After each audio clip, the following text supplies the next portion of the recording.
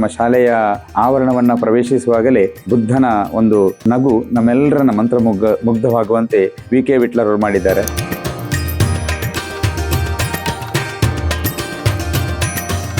ಇದಕ್ಕಿಂತ ಮೊದಲು ಅವರು ಮಾಡಿದಂಥ ಕಲಾಕೃತಿಗಳನ್ನ ಮೀರಿಸುವಂತ ಒಂದು ಅದ್ಭುತವಾದ ಕಲಾಕೃತಿಯನ್ನ ಸೃಷ್ಟಿಸಿ ಎಲ್ಲರಲ್ಲಿ ಒಂದು ನಗುವಿನ ಮತ್ತು ಶಾಂತಿಯ ಸಂಕೇತವನ್ನ ಸೂಚಿಸುವಂತ ಕೆಲಸವನ್ನ ವಿ.ಕೆ. ಮಾಡಿದ್ದಾರೆ. ಸರ್ ನಮಸ್ಕಾರ. ನಿಮ್ಮ ಶಾಲೆಗೆ ಒಳಗೆ ಬರುವಾಗ ಮುಂಚೆ ಚಿಟ್ಟೆ ಮಾತ್ರ ನಮ್ಮನ್ನು ಸ್ವಾಗತಿಸ್ತಾ ಇತ್ತು. ಈಗ ಗೌತಮ ಬುದ್ಧ ಕೂಡ ನಮ್ಮನ್ನ ಸ್ವಾಗತ ಮಾಡ್ತಾ ಇದ್ದಾನೆ. ಸರ್, ಬುದ್ಧ ಎನ್ನುವುದೊಂದು ಜ್ಞಾನದ ಸಂಕೇತ. ಇದು ಆಕ್ಚುಲಿ ಶಾಲೆಯಲ್ಲಿ ಇದ್ರೆ ಚೆನ್ನ. ಯಾಕಂತ ಹೇಳಿದ್ರೆ ಮಕ್ಕಳು ಇಲ್ಲಿ ಬರೋದು ಜ್ಞಾನ ಬೆಳೆಸಲಿಕ್ಕೆ. ಹಾಗೆ ಮಕ್ಕಳಿಗೆ ಇದನ್ನು ನೋಡಿದ ಕೂಡಲೇ ಒಂದು ಒಳ್ಳೆಯ ಭಾವನೆ, ಒಳ್ಳೆಯ ಬುದ್ಧಿಶಕ್ತಿ, ಒಳ್ಳೆಯ ಜ್ಞಾನಶಕ್ತಿ ಬೆಳೀಲಿ ಅಂತ ಉದ್ದೇಶದಿಂದ ನಾನು ಅದನ್ನು ನಿರ್ಮಾಣ ಮಾಡಿದೆ. ನಮಸ್ಕಾರ ವೀಕ್ಷಕರೇ, ವಾರ್ತಾ ಭಾರತಿಯಲ್ಲಿ ನಿಮಗೆ ಸ್ವಾಗತ. ನಾನು ಅವಿನಾಶ್. ದಕ್ಷಿಣ ಕನ್ನಡ ಜಿಲ್ಲೆಯ ಬೆಳ್ತಂಗಡಿ ತಾಲೂಕಿನ ಗುರುವಾಯನಕೆರೆಯಲ್ಲಿ ಸರ್ಕಾರಿ ಪ್ರೌಢಶಾಲೆ ಹೊಂದಿದೆ.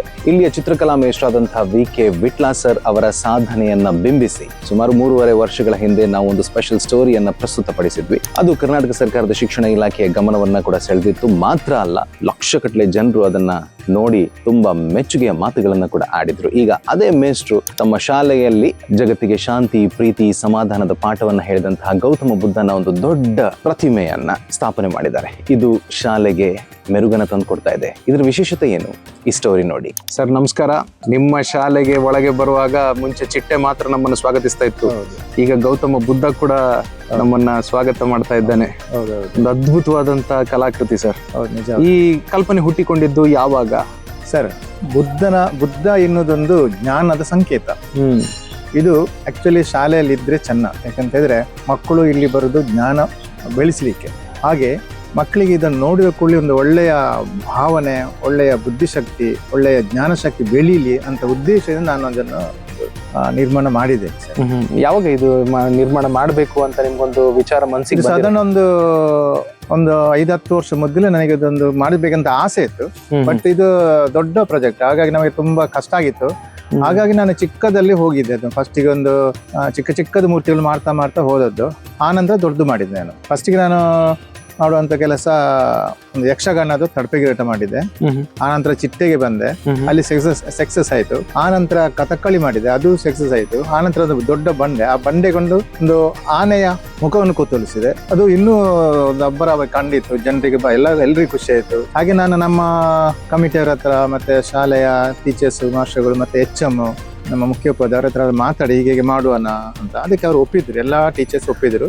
ಮಾಡಿ ಸರ್, ತೊಂದರೆ ಇಲ್ಲ, ಇದು ನಮ್ಮ ಶಾಲೆಗೆ ಒಂದು ಪ್ಲಸ್ ಪಾಯಿಂಟ್ ಅಂತ ಹೇಳಿದ್ರು ಅವರು. ಹಾಗೆ ಅವರ ಒಂದು ಒಪಿನಿಯನ್ ತೆಕೊಂಡು ನಾನು ಆ ಕೆಲಸ ಮುಂದುವರಿಸಿದೆ.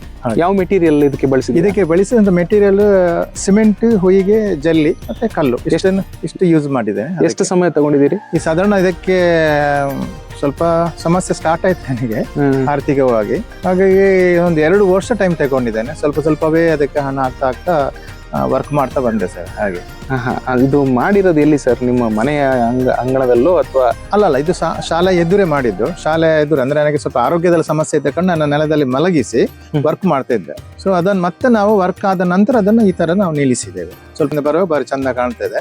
ಆ ದೃಷ್ಟಿಯಿಂದ ಮಾಡಿದ್ದೆ. ಎಷ್ಟು ಕೆಜಿ ತೂಕ ಇರ್ಬೋದು ಮತ್ತೆ ಎಷ್ಟು ಉದ್ದ ಇದೆ ಸರ್? ಸರ್, ಇದು ಕೆಜಿ ನನಗೆ ಹೇಳಲಿಕ್ಕೆ ಬರುವುದಿಲ್ಲ. ಬಟ್ ಎಷ್ಟೋ ಟನ್ಗಳು ಇರ್ಬೋದು ಅಷ್ಟೇ. ಯಾಕಂದ್ರೆ ಇದನ್ನ ನಿಲ್ಲಿಸ್ಲಿಕ್ಕೆ ನಮಗೆ 2 ಕ್ರೇನ್ ತಗೊಂಡ್ಬಂದೇನೆ.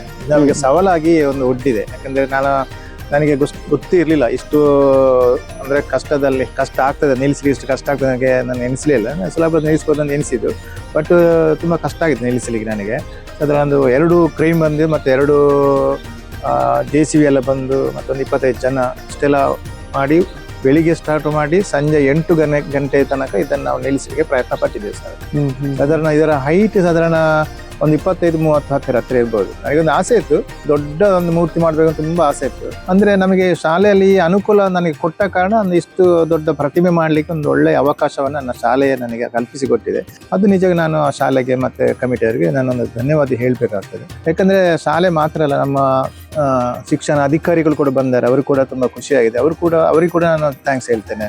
ಮತ್ತೆ ಇಲ್ಲಿಯ ಊರಿನ ರಾಜಕೀಯ ವ್ಯಕ್ತಿಗಳಾದಂತಹ ಕೂಂಜನವರಾಗ್ಲಿ, ಬೇರೆ ಬೇರೆ ಬೇರೆ ಸಂಘ ಸಂಸ್ಥೆ ನನಗೆ ಕೆಲವೆಲ್ಲ ಒಳ್ಳೆಯ ರೀತಿಯ ಒಪಿನಿಯನ್ ಕೊಟ್ಟಿದ್ದಾರೆ. ಅವರೆಲ್ಲರೂ ನಾನು ಒಂದು ಧನ್ಯವಾದನ ಹೇಳಲಿಕ್ಕೆ ಇಷ್ಟಪಡ್ತೇನೆ ಸರ್. ಬಹಳ ಸಂತೋಷ ಕೊಡುವಂತ ವಿಷಯ. ಮತ್ತೆ ಇನ್ನೊಂದು ಕಡೆಯಿಂದ ನಮ್ಮ ಶಾಲೆಯ ಆವರಣವನ್ನ ಪ್ರವೇಶಿಸುವಾಗಲೇ ಬುದ್ಧನ ಒಂದು ನಗು ನಮ್ಮೆಲ್ಲರನ್ನ ಮುಗ್ಧವಾಗುವಂತೆ ವಿ.ಕೆ. ವಿಟ್ಲರ್ ಅವರು ಮಾಡಿದ್ದಾರೆ. ಇದಕ್ಕಿಂತ ಮೊದಲು ಅವರು ಮಾಡಿದಂತ ಕಲಾಕೃತಿಗಳನ್ನ ಮೀರಿಸುವಂತ ಒಂದು ಅದ್ಭುತವಾದ ಕಲಾಕೃತಿಯನ್ನ ಸೃಷ್ಟಿಸಿ ಎಲ್ಲರಲ್ಲಿ ಒಂದು ನಗುವಿನ ಮತ್ತು ಶಾಂತಿಯ ಸಂಕೇತವನ್ನ ಸೂಚಿಸುವಂತ ಕೆಲಸವನ್ನ ವಿ.ಕೆ. ಮಾಡಿದ್ದಾರೆ. ಅವರ ಕಾರ್ಯವನ್ನು ನಾವು ಎಷ್ಟೇ ಹೊಗಳಿದ್ರು ಅಥವಾ ಅದರ ಬಗ್ಗೆ ಎಷ್ಟೇ ಮಾತಾಡಿದ್ರು ಕಡಿಮೆಯೇ ಆಗ್ತದೆ.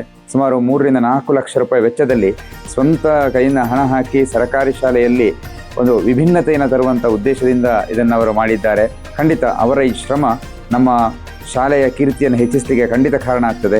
ಮಾತ್ರ ಅಲ್ಲ, ಎಲ್ಲ ಮಕ್ಕಳಲ್ಲಿ ಒಂದು ರೀತಿಯ ಅರ್ಥಪೂರ್ಣವಾದಂತಹ ಮತ್ತೆ ಶಾಂತಿಯ ಮನಸ್ಸು ಅವರಲ್ಲಿ ಬರಬೇಕು ಅನ್ನೋ ಉದ್ದೇಶದಿಂದ ಮಾಡಿದ್ದಾರೆ. ಇದು ಇಂದಿನ ಯುವಜನಕ್ಕೆ ಖಂಡಿತ ಬಹಳ ಉತ್ತಮವಾದ ಸಂದೇಶನ ಕೊಡುವಂಥ ಕೆಲಸ. ಯಾಕಂದರೆ ಬುದ್ಧ ಜಗತ್ತಿಗೆ ಬೋಧಿಸಿರುವಂಥದ್ದು ಶಾಂತಿ. ಆ ಶಾಂತಿ ಇದ್ದರೆ ಖಂಡಿತ ಅಲ್ಲಿ ವಿದ್ಯೆಯೂ ಇದೆ, ಜೊತೆಗೆ ಅಭಿವೃದ್ಧಿಯೂ ಇದೆ ಅಂತ ಹೇಳ್ತಾ ನನ್ನ ಮಾತನ್ನು ಮುಗಿಸ್ತೀನಿ.